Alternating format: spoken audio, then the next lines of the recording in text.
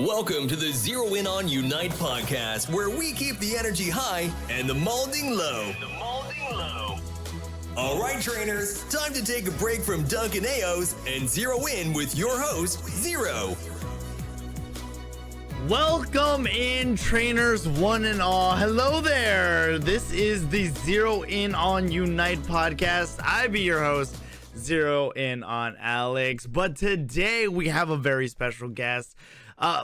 First and foremost, we are definitely getting this out of the way. This is the first episode of the revival of the ZeroInOnUnite podcast. But with me is a very special guest in the sense that we have a two-time world champion, back-to-back winner of the last stretch, and in the 2024 to 2025 full complete season in Pokemon Unite, went on to win LAIC, EUIC, and NAIC all in one season. They are easily the Pokemon Unite player holding absolutely the most amount of trophies. That would be the amazing, the player you all know and love, Slashcan. Welcome to the show. Hi, thanks for having me.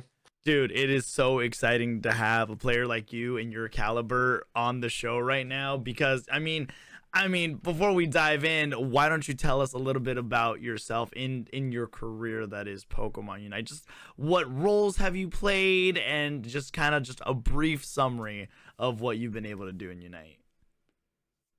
Yeah, so the first year Pokemon Unite came out, I was actually a Brawl Stars pro player. Oh. And when the game came out, I kind of fell in love with the game. So I swapped over, started hard grinding this game, even before the World Champions were even announced. Mm-hmm. But I was, or World Championship, not World Champions. But I was signed to Tribe Gaming previously, so I actually had some inside info from them that like Unite would be like this big deal that was like backed by Pokemon and stuff. Mm-hmm. So I was like, okay, I'm gonna deep dive in this game because I love the gameplay. Even now with all the issues with the game, I actually do still love the core gameplay of Unite. I have a lot of fun with it, and I feel like that is a big secret to my success because I actually have fun playing the game, fun doing my job basically. But yeah, when the game first came out, on mobile I started playing, so it was kind of like 3 to 4 months after everyone else, so I kind of had to do some catch up. I met a lot of amazing people. I always like to give a special shout out to Gecko Kami. He's a European pro player that kind of took me under his wing, introduced me to all the pro players at the time when I first started the game, and then I kind of built this super team of Overlord, Mopwop, Curios, Jungle Book, and me at the time. Mm-hmm. Right before the season started. But actually we had this really unfortunate thing happen where Jungle Book was like, I don't enjoy the game, and he quit right before the season started. So we had to play with our sub jungler for the first season. We still did well. We were getting a lot of top fours, I believe. I think we got top four like almost every month. Mm-hmm. And there was even like a month that Overlord couldn't play. So we were playing with 2 subs. We were playing with Chaotic, and we got Bulby for top lane. That was the start of his top lane arc that season. I remember Chaotic. And I think we beat like TTV. We got top 4 still. So it wasn't bad. Like we're doing okay. But obviously like when we formed this super team with Jungle Book, we won like every single community tournament. We won like 6 in a row, I think. Even like it wasn't even our full roster. We'd play with subs, but like we were just on fire. And then the season started, Jungle Book left us, and we were not doing so hot. But after I think like May, we made 2 roster changes. Mopwop was the best Eldegoss in the world, but he was really struggling in the Hoopa meta, so we brought on Elo, everyone knew Elo at the time because he was on Team Shiny. They won like a monthly or something. Mm-hmm. He was an attacker, but we brought him on as support, and we got Jungle Book back finally because his school ended, so he's like, I have some free time, like I can help you guys, you know, like so we were really confident about this roster. We won regionals, and then we went on to Worlds to win Worlds. Now to give a bit of lore that people don't normally know, Ooh. I wouldn't say we were the best team going into Worlds. The first time we scrimmed Nouns Esports, they were like this complete powerhouse from EU. They clapped us. I think we got like 6-0'd.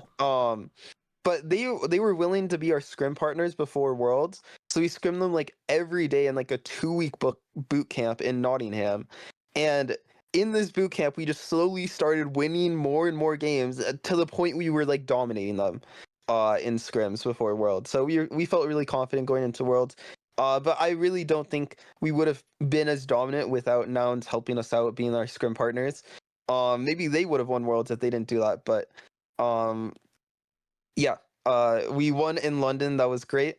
And then the next season started, and there were a lot of issues because kind of Jungle Book really wanted to retire, so he became our sub. Right. So we had to find a replacement. And honestly, this year also, Elo was kind of retired. Like, he barely played the game in 2023, so I feel like that made it really hard to stay consistent as well. And when he did play the game, he'd only play Pokemon he found fun. Like, I think he played like Glaceon a lot and others when he was our support player. I mean, that's the point, right? You're supposed to have fun in this game at some point. Yeah. But yeah, we brought on Oblivion, which did not go well. And then we made a roster change mid-season to Rin. Now, honestly, most of the team hates Rin now. Actually, every single player refused to play with him again after the season. Right. But he was a good player pickup, probably like the best player pickup we could do.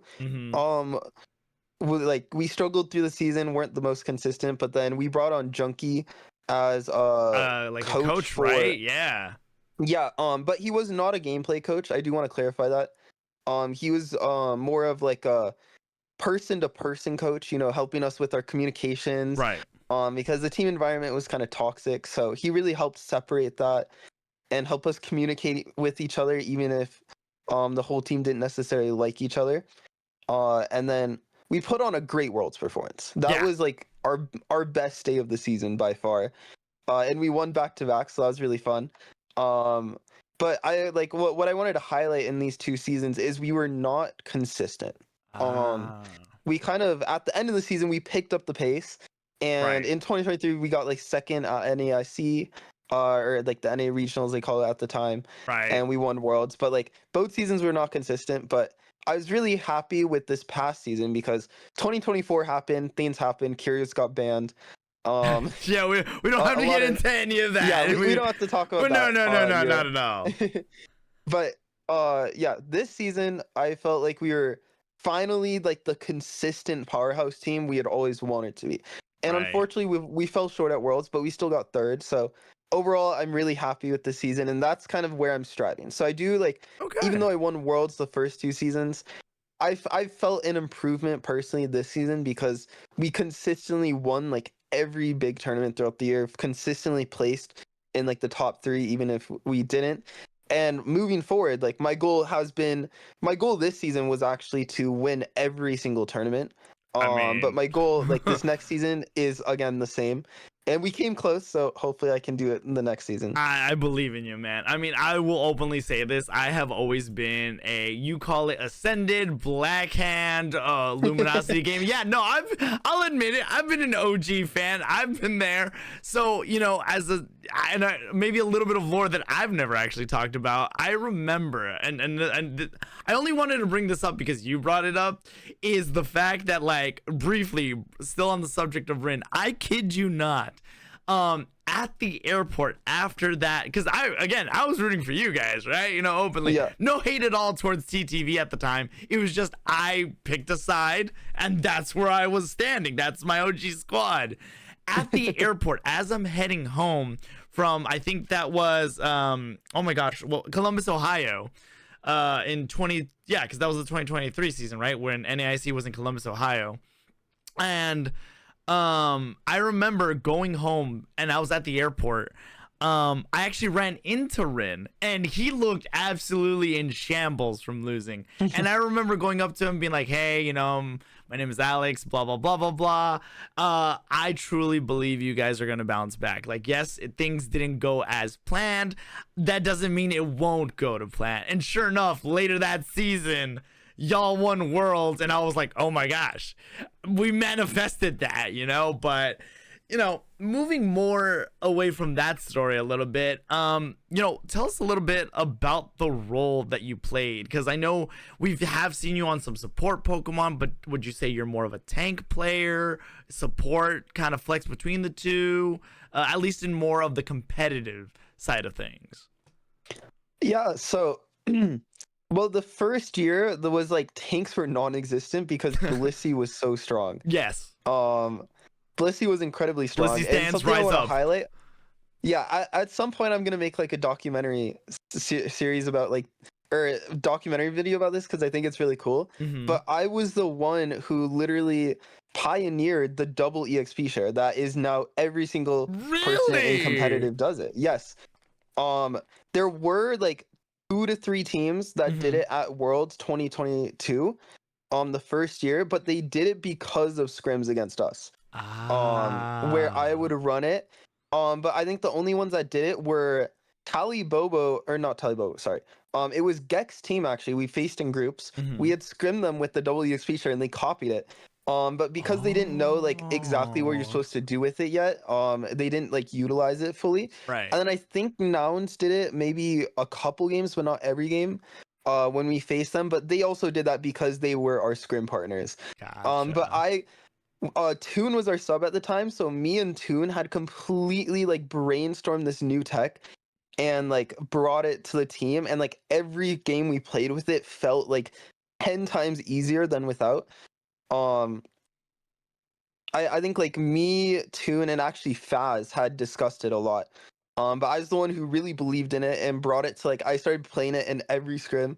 And my team at first was like, "What are you doing? Like, what is this?" You're And I throwing, was like, "Just bro. trust the Come on, what are process." you doing? But then like we would randomly like we'd go from being like level 13 most games to having like 2 level 14s. Just from like the Wow. EXP difference of like having this in the game. And I was like, "Holy shit, this is broken," you know? Yeah. But yeah, I've been like I think this would be like a really cool video to make like when the game's like actually more popular, because Right. I feel like it wouldn't be worth the effort right now, but that's definitely something I have like all the receipts for, like would be really fun to talk about in the future. Wow.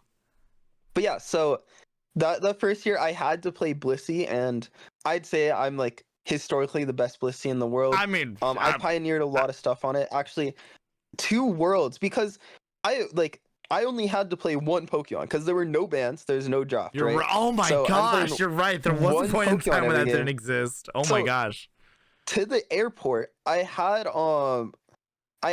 some math cord friends of mine cook up this spreadsheet of every single timer in the game that Blissey's natural cure passive procs. And Oh. while I was on the airplane with nothing else to do, I memorized that spreadsheet of timers. I could still like list to you the timers right now. No way. Um, Off the rip. Just give me like the first 4. Yeah, I can actually explain how it works because it's easier than you think. So what's weird is it procs every 6 seconds, but it starts at 10:01, which is not a timer in the game. Yeah. But like the first one is 9:55, and then it goes 9:49, 9:43, and just 6 seconds after. But then every minute is the same. So you only have to memorize that kind of like every like weird second in the minute timers, and every minute will be the same. But people ask me like, how is this useful? Yeah, but actually, for example, that was gonna be my next question. I'm like, how is this useful? Yeah, like think about like I think the most useful example is like Pikachu, Electroweb, and Volt Tackle. Yes. You can walk up when you know you're about to have your natural cure proc and tank it, and basically have a free full heal and waste that cooldown so that he can't use it on your team. But you'll like walk up, the Pikachu will be like, "What is this Blissey doing? He's trolling," you know, and do that. But also, something I really utilized it for was last hitting farm. So I'd say like in 2022 specifically, I was like the most dominant lane Blissey in the game. Like, yeah, I don't think like, anybody would doubt that. Yeah, like I would out secure like all these last hits, and a lot of the meta was actually 1-1-3. So I think Nouns played 2-1-2 against us in the grand finals, but we were still playing 1-1-3 because that was before the EXP share nerf. I remember that. So you could play them both in the same lane, and that was actually more broken than it is now in 2-1-2. But yeah, I'll explain that all in like the video I make in the future. But No, I there's love like it. so much complex math behind that. But like for example, if you go back and watch our regionals versus IX in the grand finals of I remember NA, IX game. I told my team they had this strat where Nudo would rip the back left Audino on Absol because he was a melee, so they couldn't contest the middle one. And we would get clapped by it in scrims because he would get like level 5 Absol, and then level out 5 Absol was completely broken, right? So we were like, how do we prevent this? And I was like, you know what, team? I will out secure the mid one 1v2. You guys go 2v1 the Absol to make sure we get that far. Right.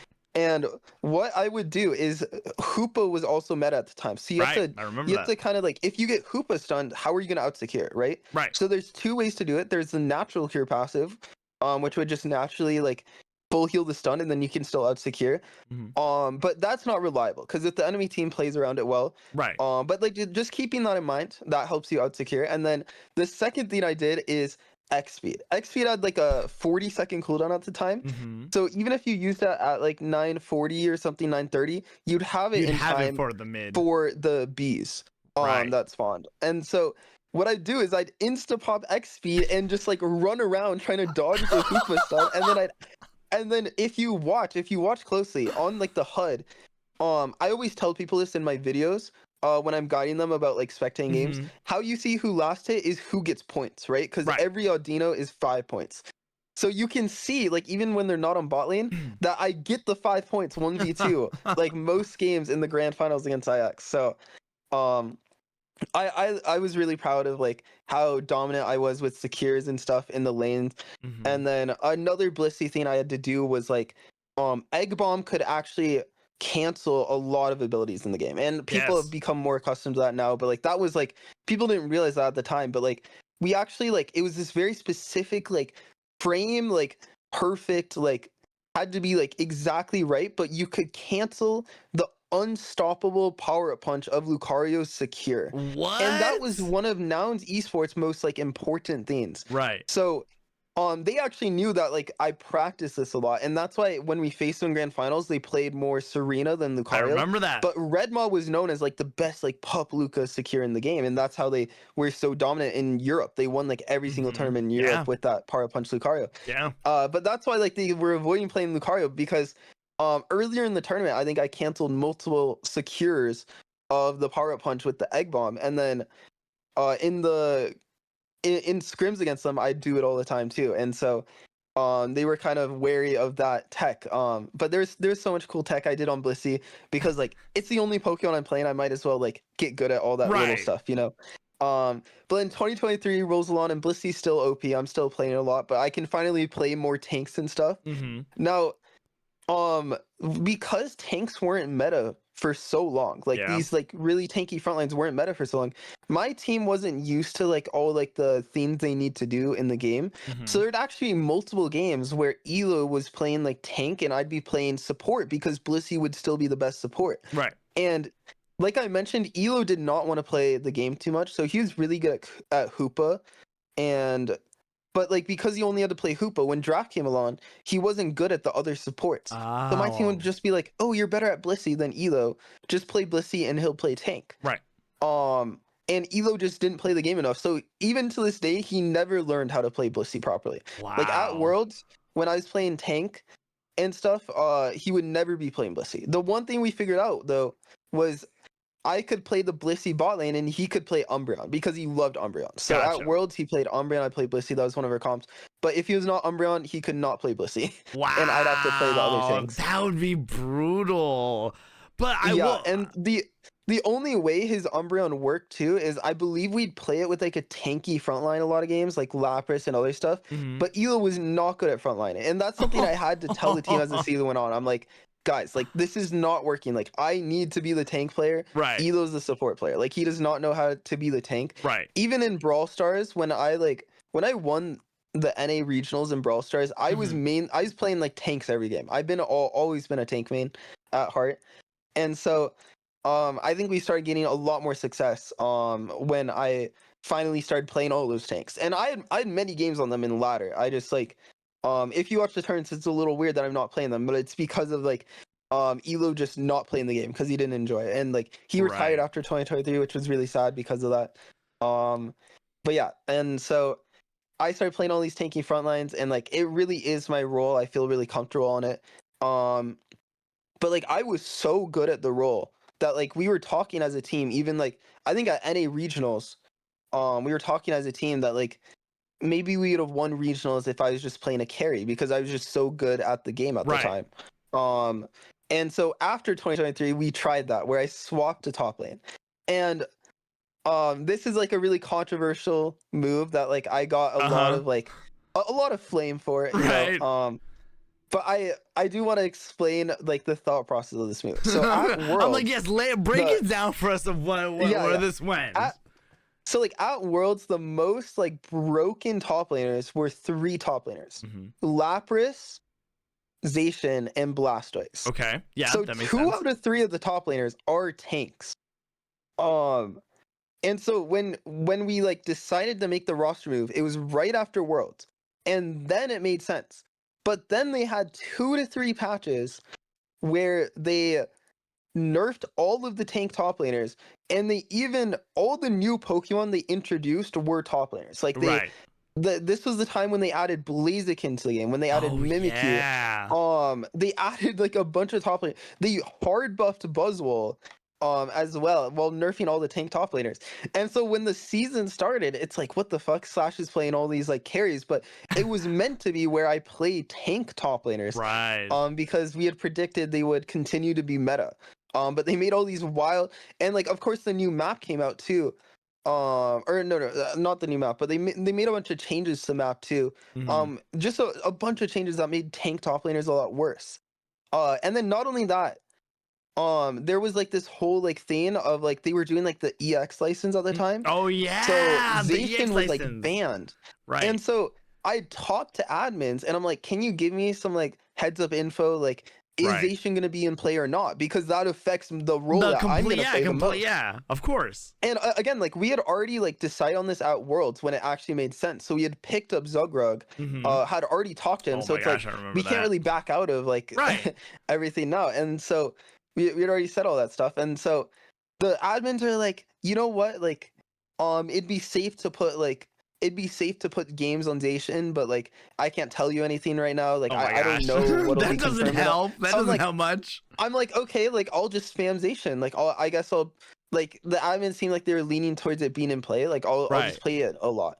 So I played like 300 Zacian games before the season started, only for them to ban it like I think 2 to 3 weeks before. Oh no! And so that was my most played top laner. I still stand by to this day that I think I would have put on a very great Zacian performance because that was my most practiced top laner. I was really good at it. And it wasn't in play. So I had to play Buzzwole, which I like panic put like 150 games on. But Buzzwole, I'm just like naturally not good at. It's like probably my most like anti like it's like my most anti-synergy mon in the game. I'm just not good at it. And so I looked completely terrible on Buzzwole. And we like lost the first month, which I made like a video about at the time. I still think it wasn't like fully my fault. Like obviously I could have performed better. But there were a lot of issues with the team. Like we had Jungle Book on support, which he just like didn't want to play the role, even though he agreed to play the role when he made the team. But he just wasn't grinding it, so he wasn't good at support either. So he made these like roster moves to put Jungle Book on support, or put Jungle Book back on jungle, Overlord back on top lane, and me back on support, which I played before.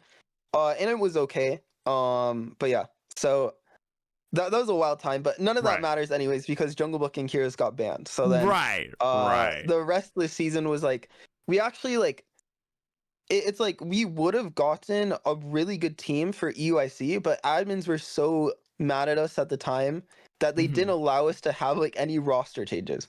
So we picked up like we could have had like Trainer earlier, which we played with Trainer this last season, right? But like, we were in talks with Trainer joining or like others, but the admins just simply didn't allow it. So we had to play with like we picked up Flareons from the Red Lock trenches. I remember when Flareons joined momentarily for a bit. Yeah, and we got Uzi. And honestly, I think Flareon's played pretty well. For like his debut. Yeah, like, that was his debut. That was bad. like his rookie season, like when he made his debut Funnily enough, competitively. we were winning a lot of scrims in before UIC. We were actually winning scrims with this Flareon's Uzi roster. but I think Uzi gets really nervous on stage, and then love Uzi. like the pressure gets to him, Right. and then Flareon's as well. The pressure got to him, but like for him, it's more excusable because it's like his first. He's a ever, kid. One, he's a like, kid, LAN. and two, Like, it's his first. It was his first time traveling to a different country too. Oh my so, like, gosh. Yeah, like so UIC didn't go well. But yeah, because of that, like because of how the season went, we didn't have any points. And like admins were being really weird about like roster lock and stuff. So me and Overlord decided to part ways. Now something that happened at the time that most people don't know, but I can reveal here because it's like funny and whatever, is I was actually planning to join Stamina, which is like the Reggie 195 roster. Yeah. They really wanted me on their team. Even like every season, they're like, "Yo, like, are you thinking about going to South America? Like, do you want a team? You want to join Latin America, bro?" But like, I was talking to admins about like the moving regions, and like it was actually going to be a plan, and they were a really strong team at the time. I think they got like top 3, top 4 at UIC. So they were really strong at the time. I was actually confident like I could win Worlds with that roster going to Worlds. But what happened is they couldn't get visas for Worlds. So I think they ended up not even showing up to Worlds. So that was really sad. But then I ended up building the NA team from actually I didn't build this NA team. It was Relentless was like I at that point I was like gonna retire for the season. Right. But then Relentless was like, yo, play with me. And I think Relentless is a really good player. I think like mechanically at the time, he was a really good player, like even like top 2 NA, in my opinion, mechanically. But he has other troll parts to his personality, where he just doesn't show up to tournaments and he like changes teams all the time. Right. But I was down to play with him because I'm like, this guy's really good. Like, there's actually a decent chance of playing. And so he like built this team of the origins of Team G at the time, but then he just left right before the tournament. So he had built this team of like me, like I think it was like Egg Noob and like OG. Yeah. And then he just like left. And then I think we got like Black Siege and Zealot. Yeah, I remember that. I remember you guys and that at was the origin of Team G. And like we just like we kind of like played for fun, barely played. Right. And then at NA regionals, we actually didn't have the performance he wanted the first day. We like we should have beat Overlord's team 2-0, I think. At NA regionals, but it was unfortunate. Like we like barely scrimmed, barely played together. So honestly, it's like we actually beat them online before, which was really funny. The first time I faced Overlord, we absolutely destroyed them. But then like at NA regionals, like his team was try hard, scrimming, grinding. We weren't doing the same, so it's understandable. I think if we were, like maybe we would have had a different result because it was really close. But then we went on to play day 2. And we won NAIC, and it was so funny because no one was told anything about like how the last chance qualifier would work. But like we had this whole like trophy ceremony, like the director came out to shake our hands, and he didn't do that for the winners NA regionals. So I remember OJ was so salty. Trust me when I say being in New Orleans, I remember that very vividly. The ceremony, I was out to dinner, like it was all over Twitter.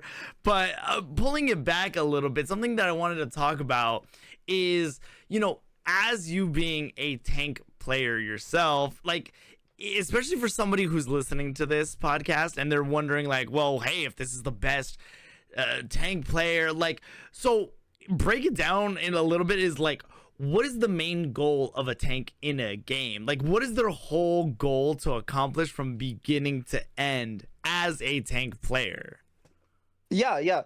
I was actually trying to get to that before I went like too in depth and kind of on a tangent. So what I wanted to highlight before I start this is, in my opinion, the tank role is debatably the most important role in the game. Say it, defenders and supporters, baby. I might be a little biased, but after, you know, like I swapped to top lane because at the time in like 2023, like the end of 2023 season, I didn't believe that. I didn't believe that tank was the most important role in the game. Really? But now I'm a full believer in that. And I feel like the difference maker in so many of these top matches is how the tank plays. Agreed. I think it's so important to like the game, and especially they've been buffing the role as well. Like they added 2 new items that are applicable to a lot of tanks, right? Like these are tank items. They've been buffing a lot of tanks. So tanks are eating good. You know, the Ho rework and It's about time like they a did, bunch you of know? yeah. After being in the gutter for so long. I mean, I've said this. I'll say this in streams. I'll say this in when I'm casting.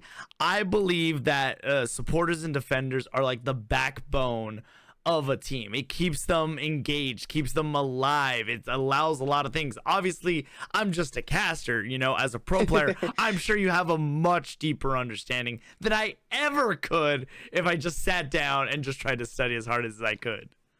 Yeah. So, something that I've done my whole career is I watch a lot of League esports. I Oh study it a yeah. lot because it's just a more advanced MOBA than Yep. Pokemon Unite. Like we're an Absolutely. amateur esport, they're like very but like something that's very known there is that the support really carries the lane for the It ADC. does. It Um does.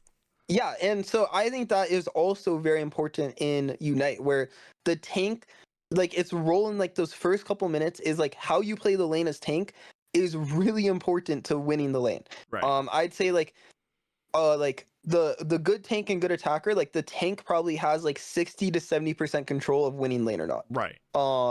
Obviously you need your attacker not to troll and to be doing the right things, but like if you're not doing the right things as tank, it is so much harder to win the lane. And the one advanced mechanic I'll highlight here is pulling farm. A lot of beginner players don't understand this concept, but if a farm gets pulled to the enemy team's side more, like a contested farm, and it gets pulled to their bushes, it's going to be so hard to secure because you can't even see the health. You have to walk up and they can like kill you if you're walking up. Right. So how you make sure that they don't get the pull is like you anti-pull, where you just stay near the farm so it's aggroed on both of you guys, or you can try to get the pull yourself. Right. But this is something that like this is like the biggest mistake I see people that are not like experienced make, is like they don't pull the farm in lane, and that's so important. But then after the lane, what's really important is making sure you're covering the state of the game. So after like the first like minute of the game, like after the bees, there's so many things you can do as tank to salvage the game. Like for example, say your top lane is losing 3v3, and they're in trouble. The number one thing you should do is go cover your jungle, so your jungler doesn't get invaded, right? Right. And that's something you can easily do. You could also invade. I do that a lot too. There's so many things you can do to cover the game, and then fast forward to like the first objective, which is now at 8 minutes, the Reggie Drago. Right. Your positioning in the front line is very important, because like a lot of times you have to think you're actually like 1v5. You're like this like solo island in the front against like 5 people, and like you either have to engage and call your team to come help you. Right. If they engage on you, you immediately have to have your team know how to help you. You have to be in a position they can help. But like one small misstep out of position, and you've thrown the team fight, because you're gonna get either you're gonna die or you're gonna get chunked out for free. And now your team no longer has a tank frontline there. If you step up too far, even without getting chunked, maybe like your backline gets dove in, like your attacker gets flanked by the speedster. So it's like really important to be in like the pixel perfect positions in a lot of these fights, and like that just comes down to experience. And like even now, like I'll troll a lot of like positioning, and I'll be like, oh, I should have been there, I should have been there, you know. Right. It's like that part's really hard, and I feel like what like that's really hard, but like at a top level, it really is autoplay once you get the perfect positioning down. Right. Like you have like a Mew or like an Intel or like some kind of like poke character behind you. If you're in the right position, they don't even have to have hands. They don't have to have mechanics. They can just freely beam off of your stuns and positioning. And if you're doing it well, like they don't even have to be like a good attacker player to do like 100k. You know, you can fully enable them. And like a lot of games you can salvage as tank. You know, like I think my favorite tank to be able to salvage games is Mammoth. So in this season, Mamo. like in this season when I felt like my team was trolling a lot, mechanically and like macro wise, I just lock in Mammoth, because I feel like it's the best character to kind of come back from a deficit. You know, like you just flashed on their most like on their level 13 carry, and they're stunned for like 10 seconds. Yeah, you know? and then your team can kind of compile onto it. Yeah, and it helps you come back from those like really bad game states. Like there's still, in my opinion, there's not a tank that's better at coming back from those bad game states than Mamo. Slowbro is a close contender, but you have to hit level 9 on that Slowbro. Yeah. Mamoswine, like once you hit like level 5, you can start salvaging the game. Right. But Slowbro, like sometimes you can get delayed from hitting 9, and then like the game's kind of out of your control to salvage until you hit 9. And if you're too far behind, then it's really hard. So Mamo is my favorite Pokemon to kind of carry that early game and mid game with the tempo wise. Oh yeah, the early game is really good, especially with those freezes and being able to engage things. Especially because I know I've laned with a Mamo and things go so much smoother. Especially if you go like double ice lane or even having extra stun, or even as an attacker, you know, being able to just stay out of harm's way. Mamo freezes, it can secure stuff. I think it's a great Pokemon in lane. Yeah. And so every tank has their different strengths. Something I want to highlight at Worlds is the reason I think Fusion won is because they prioritized the Crustle. Yes. A lot of their draft stages went towards the Crustle. And what every tank can enable something, right? So Mamoswine enables the early and mid game. What Crustle enables is being able to flip any objective. Yeah. And so I really like their game plan at Worlds. It's like even if we're losing, we can still make any game a 50-50 because Crustle will just flip the objective. And I've actually, like, shout out to Draken because I've started copying his build on Crustle. Before I'd run, like, Resonant Guard or, like, Assault Vest. But I started running Rocky Helmet. Actually, in the Asian tournament I played yesterday, I ran Rocky Helmet. And it was really good. So, every tank has their different strengths. And I think, Ho-Oh was really strong, but I think being able to flip an objective when you're behind, and like tournaments are so volatile, you know, like any team can start steamrolling the early game. So just having that opportunity to come back in any game, make it a 50-50 with Crustle, I think was really smart. I think Crustle's like really underrated still, even though it won Worlds because of that. Right. And like the other strong tanks were Ho-Oh, which I think what Ho-Oh enabled was really strong team fights. And then Snorlax, which Snorlax just enabled your team to be kind of lazy, because you can get so much vision by yourself. You can get like so much presence on the front line by yourself. So like we utilize that a lot throughout the season too. Right. I mean, yeah, and that's something that's very valuable. And kind of going into that, like you talked about it a little bit, like the synergy between like, you know, your defender and your attacker. But I mean, going back to both tank and support, like how important do you think is the synergy having between those two as a support, having a support on your team, having a defender on your team, and then using that synergy to enable the rest of your team? Like how valuable is that? Would you say that synergy is more important than having two defenders, or at least yeah, go ahead. I think the support is so important, but I do think like the most important player for the support to synergize with is the jungler. Like I want that over like any synergy me and the support will have. Right. So like if you watch our games in 2023 with Elo, he was so synergized with Overlord, but he was really bad at synergizing with the rest of the team. Like he there were so many instances where he could like heal me and he didn't, and it would tilt me a little, but like thinking back on it, it's like I'd prefer that over him like over focusing on me. Like I want to make sure that synergy with him and the jungler is there. And I think the most important person for the defender to synergize with is the attacker. But sometimes the attacker isn't like the person in the attacker role. It's just the range character, right? So like there's been metas where like Glaceon jungle is really broken, right? So like synergizing with like just like that most like vulnerable person on the backline is really important, because something that I see a lot of rookie tanks make the mistake of is they'll see these like 4 to 5 man engages and go for it, but then like their team can't follow up and their attacker gets completely screwed behind. So like there's a lot of games where peeling your attacker is more important than a 5-man engage, unfortunately. I wish you could just engage every time, but like that's just how it is. And so I think that synergy is like really important between the defender and the attacker. And I think the most important support to have synergy on though is Hoopa. So like when I'm a defender, I really want my Hoopa to know when to portal for me to get out. And it really lets you take really aggressive positioning, because you can just run up 1v5 and portal and get out. Because a lot of defenders have unstoppable. So like if I'm Snorlax blocking on the portal, there's no way to cancel it, and there's no way to kill me, right? So that's really important. But outside of that, I don't really think there's that much important synergy between the defender and support. Like it's ultimately like important for the support to synergize with the top lane and jungle more.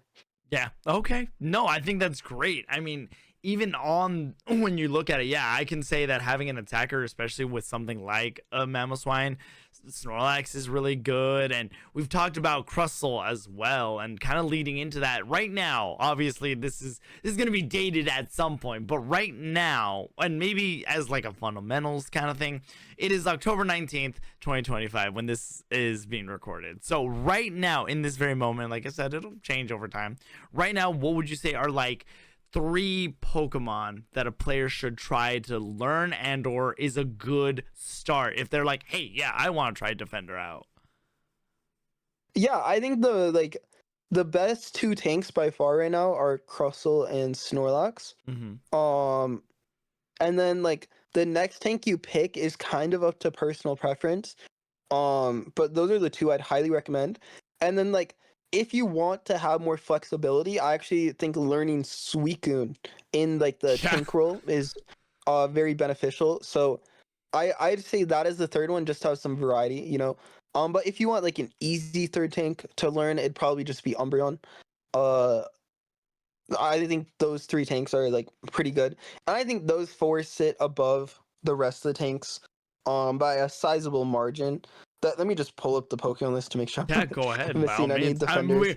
Sometimes we forget what's actually in the game and what you're able to use and what's been able to be like meta, what's been good. I think those 3 like defenders are pretty safe to play. Like, and like the theme with those is like they'll most likely always be meta. Like Crustle got such huge nerfs and he's still meta, you know? So like, yeah, I just think these Pokemon are pretty safe to always be meta if you learn them. Those 3 tanks, Suicune is like, it could get nerfed out of the meta, so maybe like it would be safer just to learn those 3 tanks. Okay, I mean, I think, you know, especially having a place to start is not a bad thing. And, you know, last couple questions here. What do you think kind of makes, because you talked about it briefly about like, oh, you see common mistakes early on, so to help these players improve, what makes just a good defender versus, or a tank versus a great tank, and what level of communication does that tank need to have for their team? Yeah, so what I think makes a good tank versus a bad tank is basically being able to grasp numbers advantages and numbers disadvantages in fights. So like if you think about it at the most basic level, if you are in a 3v1, you should win that fight no matter the mechanics, right? Your chances of winning that fight are like 90%. Versus if you're in like a 1v3, then your chances of winning are a lot less, right? And so when you're a tank, there's always like those seconds. Like you have to count the seconds from when you engage to when your team can follow up. And you are inherently like in a 1v5. Every time you 5-man engage, you're in a 1v5 for like 2 to 3 seconds, right? And it's like thinking, do those seconds matter or not? If your team is too far, if they can't properly follow up because your attacker is being dove on by like a speedster, then it's a bad engage because you didn't properly take into account how the fight would work with those numbers advantages and numbers disadvantages, right? So like, I think if you just think about that, like it seems basic, but like a lot of pro players don't think about it, right? If you just think about like basically like if you engage right now, are you in a 1v5? Is your team in a numbers advantage, numbers disadvantage, right? So like for example, if the speedster's diving the backline and one of my teammates is already covering it, right? Say like the support is helping the attacker, then what I can do is if I know my abilities will work where I can go in, stall them, and still like stay full health, then that's great, right? I was 1v5 for a couple seconds without any consequences, and my team was 4v1. And now going forward, the speedster will die and we'll be in a 5v4 advantage, right? But it's like, how many resources did you have to use to blow that? Like, I think like that's personally worth if their speedster used Unite move to try to kill the attacker. My attacker stays alive, and I use my Unite move like a Snorlax Unite 1v4. And I'm still healthy, you know. But it just depends on every situation. Of course, and in most games. But I think that's a key piece that I think a lot of players, tank players, need to take into account. knowing where your team is probably very important, because like you said, if you're by yourself and the team is on top trying to get an objective, maybe it's worth, maybe it's not. It's going to be on a case-by-case scenario. But if you know, like you said, the speedster's trying to get to your attacker, but the support's helping them out, and they, you know, proc their unite move, now you're just stalling, and then the rest of the team can come back, push back. And that's why a lot of times when teams don't take that in account, we'll see like a convergence onto a pad, and it doesn't go well because the rest of the team was ready to counter that and push back.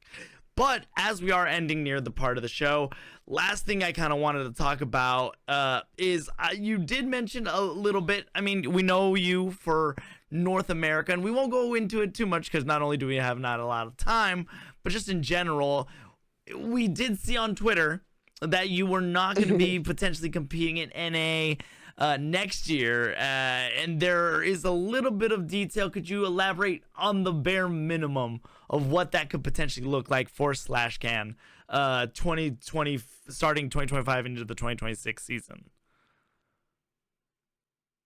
Yeah, so I made a tweet announcing kind of I'm leaving NA for just this year.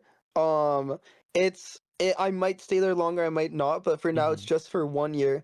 I'm going to Taiwan because I am a dual citizen. So my mom's like a first generation immigrant from Taiwan. Gotcha. And so you have to be a citizen to compete in the Olympics, but Unite got added to the Olympics, so I'm competing in the Olympics. I've been to Taiwan multiple times, like dozens of times. I love it. So I'm really excited to represent them. I already have a lot of I made so many global friends in Unite, so I already have a lot of friends in Taiwan that I'm excited to hang out with through Unite. Aww. And yeah, the team's really exciting. I don't want to share the team roster yet because I want to make a really exciting roster announcement, but it's exciting, and I got confirmation through my connections that they've been in contact with the Taiwan Olympics Association, and they said I will be fully able to play, and they're excited to have me on board. And the admin said I can play ACL, which is Asia Champion League, and the World Championship Series over there. So I'll be joining an Asian team over there, and it's really exciting. Oh my gosh, that's exciting. I mean, again, I've been an OG fan, so I hope you do well. I'm sure myself and a bunch of other people will keep in contact of just how you're doing out there. But as we're ending this up, any socials, where can we find you, Slashcan? How can we keep up with what you're up to? Yeah, so I'm not the most active on Twitter, but I'll post updates there. Right. But I'd really like everyone to follow my YouTube.